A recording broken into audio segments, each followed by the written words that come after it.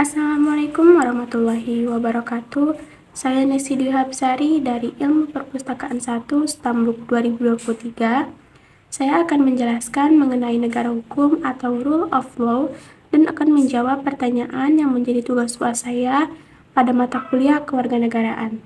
Negara hukum atau yang sering disebut sebagai rule of law adalah konsep fundamental dalam tata kelola suatu negara yang memastikan bahwa segala tindakan baik oleh pemerintah maupun oleh individu diatur dan dikendalikan oleh hukum yang adil dan berlaku secara umum.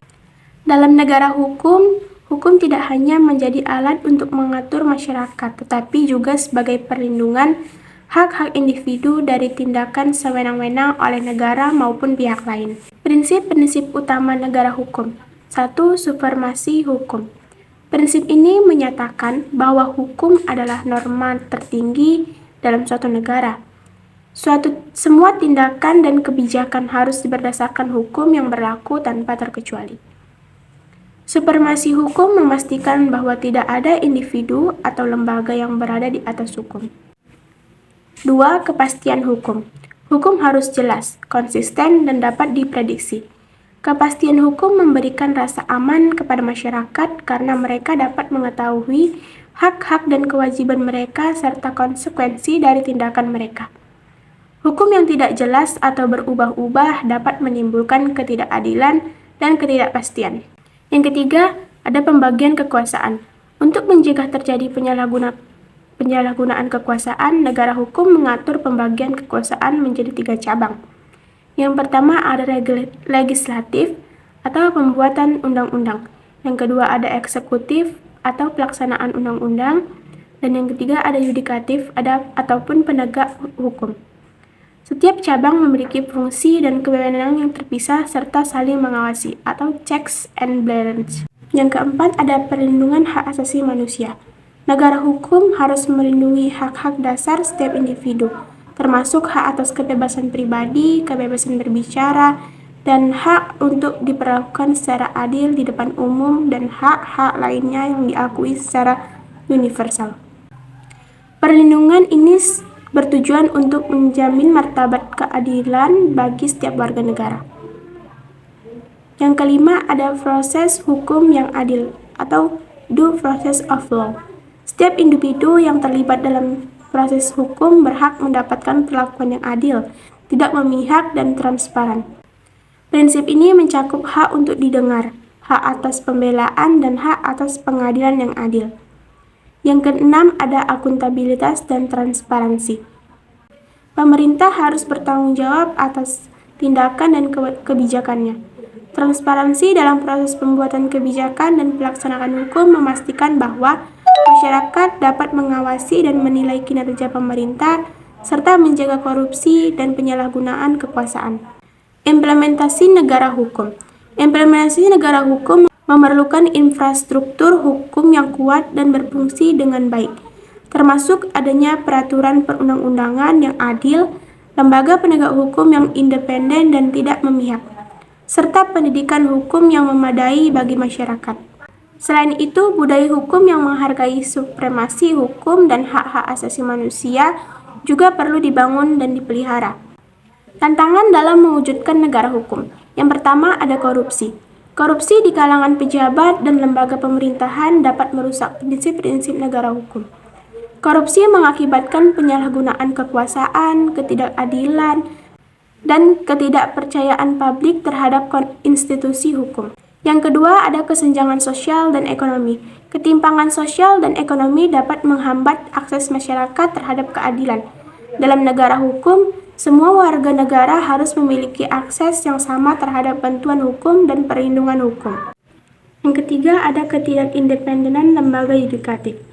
Jika lembaga yudikatif tidak independen dan terpengaruh oleh kekuasaan eksekutif atau legislatif, keadilan tidak dapat ditegakkan dengan baik.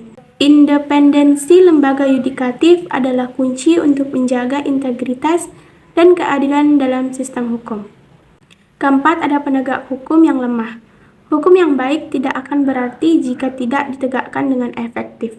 Penegakan hukum yang lemah dapat disebabkan oleh kurangnya sumber daya, pelatihan, dan integritas di kalangan aparat penegak hukum.